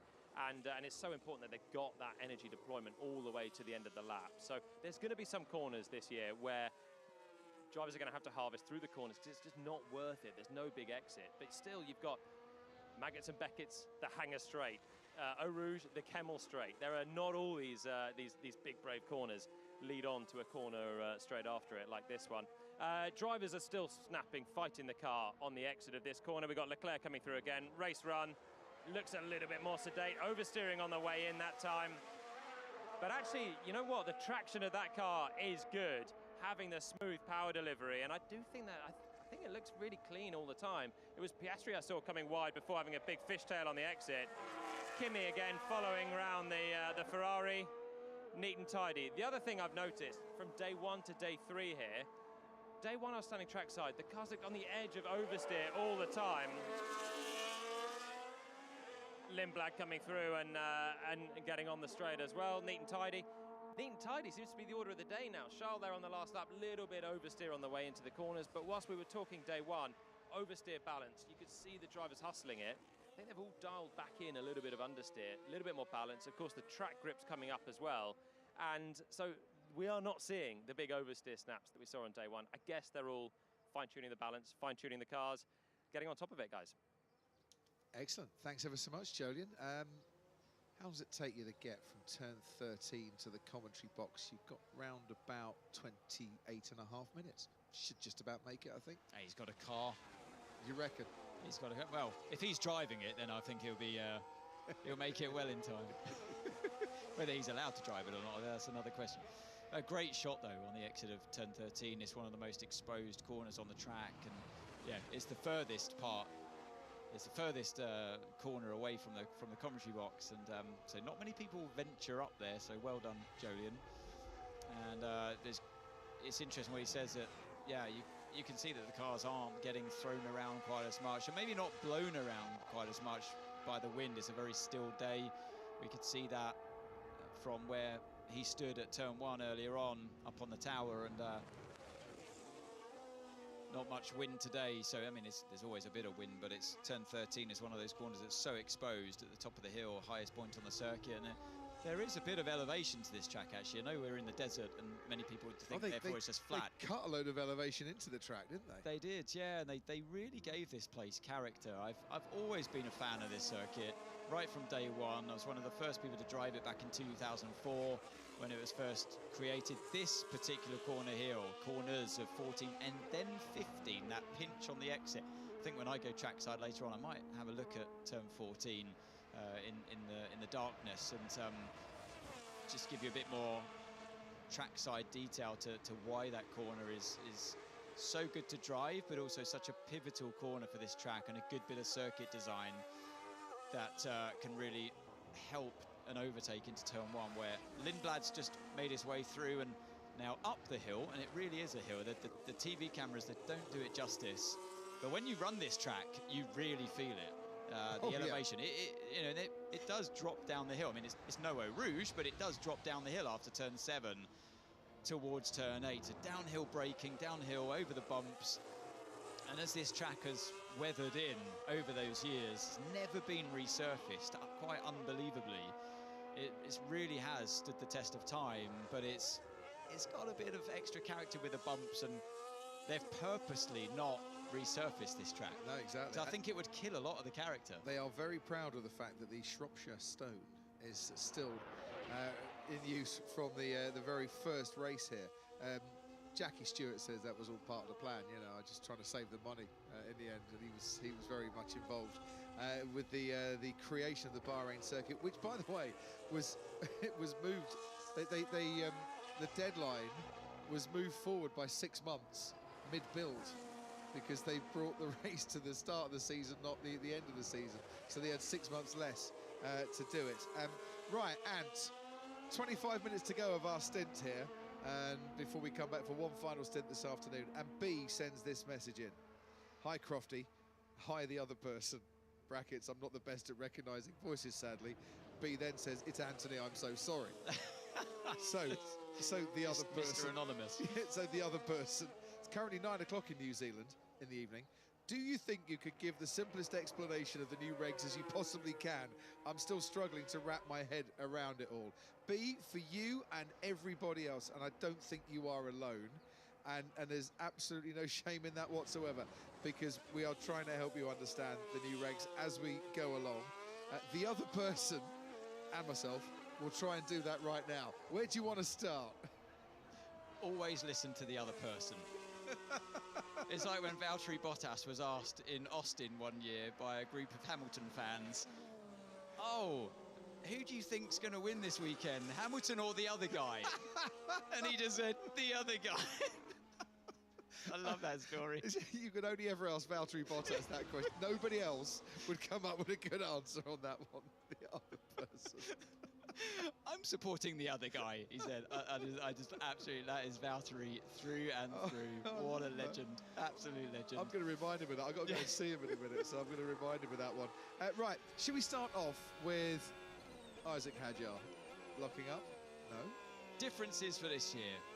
Simplified. I'll try my best. The cars have got lighter. The cars have got smaller. And they've got narrower. We'll end that bit there. Well, B will be interested here because Liam Lawson, fellow Kiwi, is throwing balls around in the paddock. He's trying out for the Super Bowl for next year. Or is he trying out for Aussie rules? I'm not quite sure. So, smaller, lighter cars. They rely more on electrical energy than last year. It's a 50-50 split from your power. So, half electric, half internal combustion engine. The tyres have got smaller, but the wheels are still 18-inch, so they're narrower tyres, front and rear, so a little bit less grip. The cars have got less downforce, similar loads of downforce to that of Monza, last year's regulations, so they move around a lot more. And they have active aerodynamics, so they use that all the time when the car's at speed in designated zones by the FIA. And that's pretty much it, actually. As simplified as I can make it, that's what you're looking at this year. So, when you see the rear wing opening and the front wing going down, that is active aero. That's your straight line mode in a straight. Don't confuse it with DRS, because DRS is so last year, everybody. That has now gone, to be replaced by the overtake mode. So it's an electrical version, an energy version of DRS. What's that hanging off the back? I think that's a little bit of the seal that goes around the brake drums, Crofty, so nothing too serious. And it's all change. And the best way to put it, B, is that in the words of Rob Marshall, technical director at McLaren, there is not a single component on these cars that hasn't either changed or been impacted by the change in the regulations from 2025 to 2026. Stefano Domenicali, the CEO of F1, says it's going to be an incredible year. And I know he said that because he did it to the media yesterday, and he said it to me on the plane coming out here as well. He is so positive about this year. I share the positivity. We hear the negativity side from some of the drivers who don't like it necessarily at the moment, and I'm sure little tweaks will be made to get things a little bit more in the right zone by the time we come to Australia. But at the moment, I think what we're in for is a voyage into the unknown, a chance of variety, a chance of different drivers winning and not one team necessarily dominating, but the big four teams probably with a step ahead of the midfield pack, and as it stands currently, two teams at the rear that might be racing each other. Big four teams, Crofty. People new to F1, what are you talking about? We are talking about the team in red, Ferrari, who seem to have lightning starts. We'll see in the minutes, well, in a couple of hours actually, Charles Leclerc starts today. The reigning Constructors champions, McLaren in Papaya. The four-time champions in a row before McLaren, Red Bull, Max Verstappen and Isaac Hadjar, and the Mercedes Silver Arrows as well. They're the big four. Yep, and so they're the ones with the foundations, you'd have to say, of the best resources. Way before the cost cap era came about, so the teams now are limited to how much they can spend through a season, and also they're limited on how much wind tunnel time they have. So, and it's a sliding scale of performance. So the teams, we often ignore this fact, don't we, Crofty? The teams like Audi here, for example, will have more wind tunnel time than the likes of Mercedes or the World Constructors Champions, McLaren, who will have the least amount of wind tunnel time. And so it's all in a bid to try to level the playing field, really, as the year goes on, we'll see, or the years go on, as we saw with the last set of regulations, we'll see that gap start to reduce between all of the teams. At the start of this set of regulations, as always, you'll see the teams with the best resources from years gone by before cost cap era, they tend to react faster to those tweaks and changes. So yeah, although the top 4 teams, as we mentioned, might have a close battle, you'll have others out there that are quite far off in lap times, maybe in the region of 4 to 5 seconds a lap slower in qualifying trim. Compared to those top 4. So the field will be more spread out, but hopefully at the front end, it'll be as close as ever. The big 4 for me were always Metallica, Slayer, Megadeth and Anthrax. I mention that, A, because it confuses you, and B, because Wayne Stevenson says, Crofty, let's have some more heavy metal analogies, please. Love the fact you rock. He also says, it's going to be so intriguing this year with all the engine and battery management. How do the drivers keep up with everything? Do their engineers tell them what to do? Yeah, I mean, that hasn't stopped. Of course, the engineers will tell them what modes to be in sometimes. You know, that continues on this year. I don't think it would be any more than they were used to in that regard, but I think the impact of those changes will be felt more. But because you're dealing with more, bigger electric motor and more power coming from your electric motor at all times. So whether you're regenning or whether you're recouping the energy or whether you're deploying the energy, you're dealing with more than before. So you'll feel the impact of it. But in terms of the driver workload and switch changes, well, let's look at Hulkenberg. So he's up the gears here on the right paddle. You see his hands, his fingers flicking away on the right gear paddle up through the gears, and he presses the straight mode on his left-hand side, the finger there. So that's another press he has to do, and something that is a regular thing every lap for the drivers now. But so far, it's not like his hands are all over the place. He's got a whole load of knobs and dials on and buttons on the wheel that he's just not pressing. Look, just keep watching where his hands are. So up through the gears again, still no presses or changes going on whatsoever. Into turn 10 braking. Gets a handful of lock in there. And this is a prime place where you would be making changes if you needed to. Once again, nothing. He did the straight mode again with the left finger. So you see what I mean? It's not like he's inundated with changes being thrown at him all the time in these ever complex cars. And yes, you've got these dials on the steering, but the main work is still steering the car. You can clearly see that. It's full focus on pure driving. Where's the button you press for overtake or boost? So a part where the engine's not going to deploy it, you're going to want it yourself. It can be any button for the boost button, anywhere. It's likely to be very... Oh, so there he goes. He presses a button there, and that... I don't know what that would do on the outer, but so finally he pressed something different on the steering wheel on a slower lap before heading into turn 1 again. But the boost button can be anywhere, and that would typically be a press and hold to deploy maximum energy for as long as the driver wishes until they run out of battery for that given time. And the overtake mode is automated, so it would be active in qualifying, and it will be automatically activated overtake mode. So we see the Cadillac exit the pit box, the pit garage. We were going to go down to Bernie Collins just before that happened, but we got talking about overtake mode instead. Oh, okay. Sorry, Bernie. We ruined your big moment there. But, well, we saw it. There she is. And now we can't hear her. Start again, Bernie. I'll try again. I was just going to say I'm very happy listening to Ant's explanation because we've got a lot to learn from Ant this year, I think, in particular. But I was just going to show the Cadillac finally going out. They've got only one lap on the board all morning, but I'll throw it back to Ant and continue that great explanation he was going through. It's gone. It's just an empty garage now, Bernie. We ruined it. Totally ruined it for you. Well, we saw it and heard it. Yeah, it was great, but it was just at different times. So Bernie was going to give it the big. I know. Here we go for Cadillac. Oh, no. things overtook us. They did. Why is the overtake?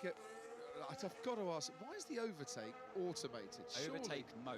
Overtake mode. You know what? I think in all the terminology, all the new terminology we have this year, it's the one that continues to confuse. And maybe the terminology will be tweaked in the future, I don't know, but it's something that all the fans should understand.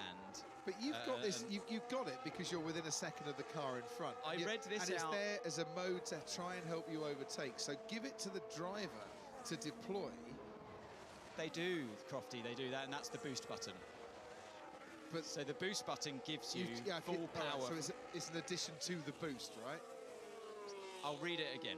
Okay. I read this out on day one, and I'm sure we got a new audience today. And I'll read it, and I will continue to keep reading this out. I'm quite happy to. Please do. Because it is by far the most complicated rule of this year. And everyone must understand it. And I've written it down in the most simplistic way I can, I promise you. So overtake mode is activated during qualifying, but more importantly during the race, when the following car is within a second of the car in front at the detection point, which is usually situated at the final corner. A bit like how DRS used to work. Yes. A detection point and then the activation point. Now that's based at the final corner. It can be used for the entire lap, overtake mode, and also for consecutive laps, as long as the car stays within 1 second at the detection point each lap. Right. It's automated. It's just a mode that the car goes into when you're within a second of the car in front. It works by allowing the following car a higher car speed, while still deploying maximum energy from the electric motor. On a normal lap, when a car reaches 290 kilometers an hour or 180 miles an hour, it has to, by regulation, start to ramp down its electric motor's power. With overtake mode active, that speed tolerance increases to 337 kph or 209 miles an hour. So the following car, by regulation, is allowed to go faster. Because you've got that 20 mile an hour extra speed before things start to ramp down. Exactly. And you start to charge your batteries up.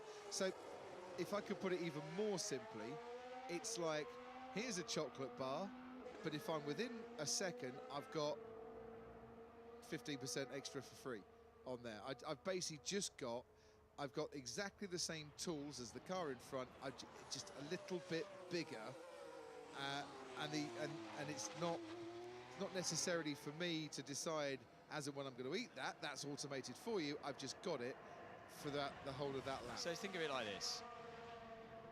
We've said that the electric motor gives half the power. So it gives you your total of close to 1,000 horsepower. Let's just keep it simple and say they've got 1,000 horsepower. 500 of that horsepower comes from the electric motor now. Yeah.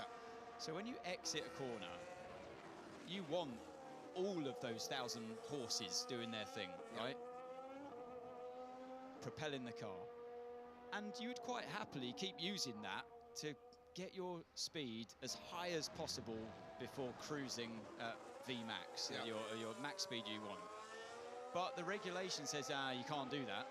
We don't want you accelerating too quickly and using too much of your electric energy to just then lift and coast for the other half of the straight. But on an overtake mode, you're allowed to do more of that. Right. Because you are, by regulation, allowed to go faster.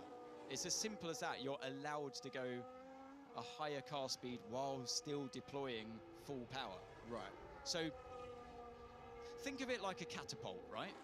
You pull the stone back with a rubber band. Yep.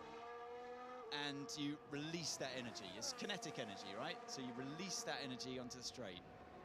Imagine with the overtake mode, you're actually allowed to kind of pull it back further. And they'll kind of meet the same terminal velocity, but the acceleration of the one you've pulled back further is going to get there quicker. It's allowed to go faster. That's kind of what they've tried to create.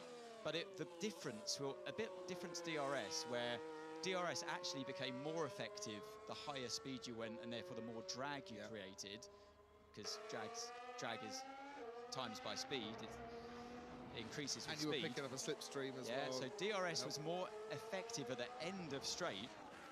Whereas this more effective at the start of Yes, you've got it. But, and this is the big but, it's only effective if you've got enough battery state of charge.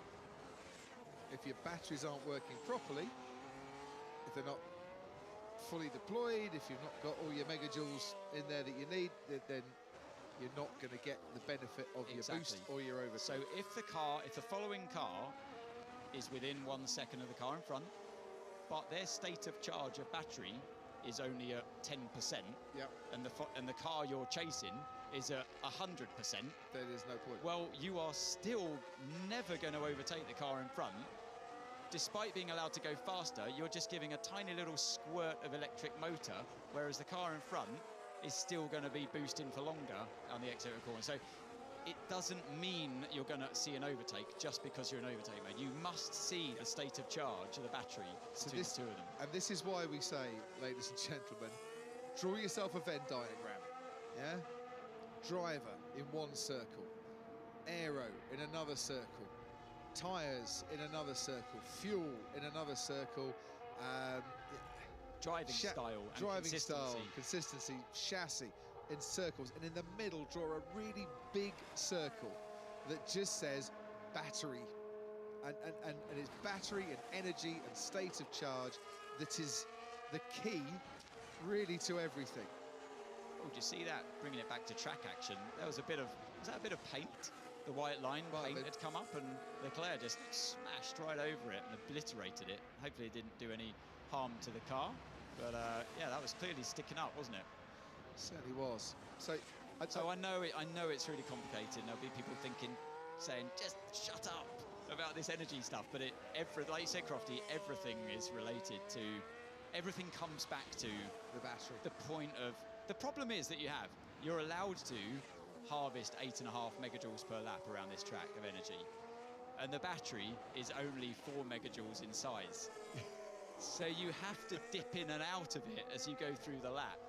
You have to think of it like you're walking around the track with a bucket, and and you're allowed to fill it up. Yeah, double its size. Yes. But, so you're dumping energy out of it, and you're pouring it in, and you must dump it out and pour it in to reach your maximum quota. That's what's going on here. It would be so much more simple if the battery was just 8.5 megajoules. Yes. Well, that was my next question. Why don't you just make an 8.5 megajoule battery? Then it would be very heavy. That is the problem. Like we know with battery tech, it's very heavy. Right, so B, now she knows your name, the other person. Says 10 out of 10 explanation. Anthony, I'm so sorry. No, it's... Jolien was totally speaking fine. at the time, I got confused. Often confuse you with Jolien Palmer. 2 ex-racing drivers, we're all the same. You shouldn't be an ex-racing driver, you should still be racing. What will happen with the 107% rule?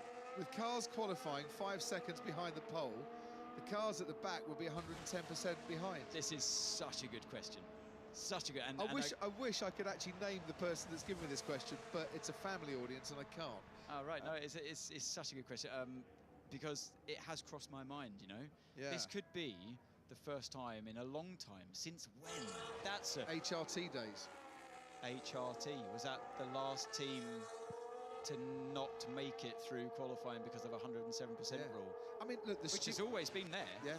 The stewards have the ability to allow a car to race as long as that car has got within 107% at any time during the course of the weekend, like in practice.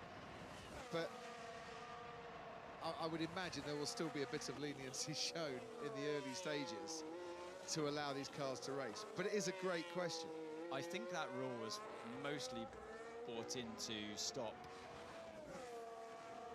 with all due respect, paying drivers who, once upon a time when there wasn't a cost cap in Formula One, could basically pay their way into the highest form of motor racing in single-seater world, to compete, which then could sometimes become a little bit dangerous, a little bit unpredictable for the professionals out there, that could easily trip over them or meet them on a certain corner sideways or backwards. And that, I think that rule was mostly brought in to stop or to force drivers to, you had to be at a certain level. Who was the last driver that had his super license taken away because he just wasn't good enough? I think it was Yuji Ide. It was, you know, it was. After, and it was in Imola. Was it in Imola? Imola, where he managed an accident that should never have been an accident at the Tamburello chicane. And I'm trying to remember the poor unfortunate driver that he sent into a barrel roll by not realising that his car actually did have brakes. But I'm sure Yuji Ide was the last driver that was basically told, I'm really sorry, young man, you are not good enough to be an F1 driver, go home. It was apparently a collision with Christian Albers. Christian Albers, yes, that's it. Yeah, in the spiker or whatever it was at the time. Yeah. I remember the day, but I can't remember the incident. You were commentating with me that day. I'm pretty certain you were. Back in the days before a Skypad. Yeah, exactly. I've got a feeling that would have featured an awful lot post-race Skypad analysis. Little or nothing else happened in the race. It was one of the dullest races going. So, yeah, that's, I think, the main reason why we have the 107% rule, which I battled against when I drove for Minardi in Hungary. Yeah. After replacing Alex Jung, who hadn't made it through for the last 2 or 3 Grand Prix within the 107% rule. And so, I squeezed through with that one. And eventually, Super Aguri replaced the young Yuji Ide with a fine driver. Who, honestly, his career should have gone on to great heights in Formula One. And eventually, he won a world championship. Sakon Yamamoto. That's the guy. Yeah, without Yuji Ide and Sakon Yamamoto, there'd have been no Anthony Davidson at Super Aguri. Bit harsh. But, yeah. Oh dear, those were 2006, I think it was. But you know what, though, it's not easy, and this sport shouldn't be easy. And I think when you have moments like that in the history of Formula One, it shows how good these guys are, like Oscar Piastri, because they, most of the time, they make it look easy, and it's not. So sometimes in sport you need to be highlighted. So talking of not easy, one more X to read out for the time being from Laura Emma. Hi Laura. She says, watching your coverage on testing, please tell me these regs will get easy to understand as the season goes on, because right now I'm just all types of confused. Now, I absolutely get where you're coming from, Laura. All I can say is it's probably really confusing trying to play a guitar and learning at the start, and your fingers hurt, and you just think, what's the point? And then eventually you carry on, and muscle memory kicks in. You know where the chords are, you make amazing tunes, and life just rocks. And that, I'm sure, is what's going to happen this year. The beauty here is that, and I'll continue with your guitar analogy, you still get to see it, and you still get to hear it, and the action will be great. Just like if you didn't, like I don't understand the first thing about how to play a guitar. If someone started to explain it to me, I might be interested, but I'm quite happy to take it or leave it, because I'm happy just to listen to the music. And if all you want to do is tune in to Melbourne and watch cars battle it out and overtake each other, and a bit of to and fro, and a few collisions and a few moments of drama, the racing will pretty much look the same. It's still going to be racing cars on a track, fighting each other with a lot of drama, and that's what we tune in for. So if that's all you want out of this sport, you're going to get it. Yeah. If you want to learn the complexities of it, like why does the guitar sound the way it does, and what is the musician doing with their fingers to make that sound, well, you need education. And on that bombshell, Ant and I are going off to play some air guitar, and in the style of the Doobie Brothers, listen to some music. You can listen to Jolyon Palmer and to Betty Glover and to Alex Jakes, who will be in sweet harmony, I'm sure. But for the first few moments, the one, the only, Bernie Collins, top of the charts. Thank you very much, Crofty. What an introduction. And you've nearly thrown to me again just as the car leaves the garage, but we've got there just in time.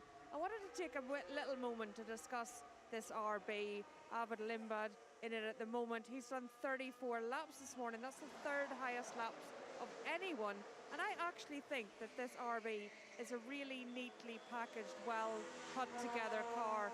Everything about it just looks nice and neat and tidy. When they take the engine cover off, the bodywork under the engine cover, those heat shields, it just looks really, really tight. It's a well put together car in general, I think. I've seen the mechanics as he came in, they did a quick setup change, changed the front suspensions, to change the roll bar in the front suspension and the rear. And some other teams I've seen really struggle to get those components changed and put back together. And this car, the mechanics in this garage, it was quite easy for them. They just simply got the car turned around and back out, a little adjustment to the seat as well, but no stress. It just seems quite well put together, and I think this is potentially one to watch. It's obviously running that Red Bull power unit as well. Last year, arguably at times, the car looked more stable, easier to drive than the Red Bull car did. So have they continued that on? And as the only rookie on the grid, I think this is a really good car to be in. So this is potentially one to watch. It's gone a little bit under the radar during testing so far. But as we see Liam Lawson now in the garage, just catching up on what's going on this morning as well. He'll be in the car, I believe, this afternoon. But this car, I think, is one to keep an eye on as we get into Melbourne, because it's gone quite under the radar, and I think it looks very strong and pretty easy to work with, pretty easy to drive. When you watch it through the high-speed sections of the track, seems very under control, very stable. So I think potentially one to watch for me on this one. And hopefully the others are in position now in the comms box, so I can throw you back up to Alex and Jolien and Betty Glover. Thank you very much, Bernie. Appreciate the update down there in the pit lane. And we see Kimi Antonelli roar past our commentary box. Let's bring you up to the commentary box. And hello, everyone. Betty Glover, Jolien Palmer, I'm Alex Jakes. Our thanks to David Croft and to Anthony Davidson, who have taken their musical metaphors for a well-earned coffee downstairs, as we are in Fast Friday and we've got laps on the board already. Plenty to enjoy. Jolien, what was it like trackside? Very fun. Always illuminating when you have a test like this. I feel like I've learned way more at this test than I have at any other test that I've been working at, because there's a big difference between the cars. They're all working. They're all finding gains in different ways, and they're all learning at the same time to fine-tune the cars and get on top of their issues. You can just see the attitude of the cars changing trackside, the downshifts, the aggression there, the speed they're carrying into certain corners, the different lines Ant was talking about earlier on into certain corners. It's so visual, and I'm looking forward to seeing what we can get from the commentary box here. Betty, the next 2 hours before we go and finish with the start procedure. What are you looking forward to in the next 2 hours? Would help if I turned my mic on, wouldn't it, Alex? The joys of testing. We're all getting up to speed. We are getting up to speed. Do you know what? I'm just looking forward to seeing the cars out there. I'm looking forward to seeing what Kimi Antonelli can do again, because he was just so incredibly quick yesterday. I'm looking forward to seeing Charles Leclerc as well. How fast can he go? How much can Ferrari sort of push it today? This is Leclerc's fastest lap, isn't it? It's time for Jolien Palmer to talk you round. Strap yourselves in for the fastest lap of the day, but not the test yet from Charles Leclerc. But he looks so comfortable once again in the Ferrari. So the car's slightly got a right hand down as he's heading towards the braking zone. Brakes about 120 metres from 350 kilometres now, maybe 340 kilometres an hour. You can see this is what I was talking about from trackside earlier on. The difficulty trying to feed in that throttle through turns 2 and 3. But he takes it through there very nicely. He's able to carry really good speed. A couple of shuffles of the wheel as he's fighting that rear end still. This was earlier on in the day. And he's on the limit of oversteering towards turn 4. But I did see him carrying big speed, probably a little bit more than anyone else in towards turn 4. from the outside, looks neat and tidy through the chicane and the low speed, but let's jump on board to see the difficult turns 9 and 10. Something like a slight lift off, but again, he's actually on the limit of the rear in towards turn 10. So when I was there yesterday, it looked like everyone was struggling with a tiny bit of understeer, but maybe in the heat of the day again now, the rear is sliding around slightly more. This area is so difficult, and again, everyone's going to be fighting traction on the exit of turn 11. It's getting bumpy as well through 12 as they're carrying more speed. You're seeing a little bit more attitude change. Slightly wider the apex at 13. That's going to mean he's late to throttle and losing a little bit compared to his absolute best performance that he could have put in down towards this final braking zone, deploying well to the brakes almost, and actually smoothly picking up the throttle. And I think the drivability of this car, I think, is really impressive. You can see he's on the limit of rear grip on one lap. Very similar actually to Lando yesterday at this time of day, the morning stint, where probably the track temp's up a little bit and you're naturally going to be losing more rear grip than front in that condition. As the temperature drops, you're going to pick up rear grip and it's going to suddenly come alive. You can crank on more front wing, get more front end and find lap time fundamentally. But Charles has a similar characteristics to Lando in the McLaren from yesterday. I think the drivability though of the car looks good. The traction looks good. And every time Charles in the car, he looks comfortable. I feel like he's a very comfortable driver with this set of regulations as early as it is. He's always been good in Bahrain as well, hasn't he? So we're seeing a specific circumstance here, and it's a good track for Charles. On the other hand, Lewis hasn't had the cleanest of runs in the test. He's not going to be driving at all today. But yeah, I feel like the man at the top is having a good run of things.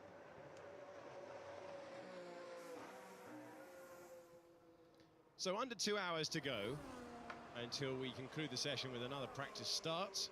Ferrari catching the eye with their practice starts across the last couple of days. Charles Leclerc fastest at the moment. You've just seen that lap talked around by Jolyon Palmer. So 1:33.689 for Leclerc, who's done 47 laps. Let's listen in to Esteban Ocon with that Ferrari power unit in the house.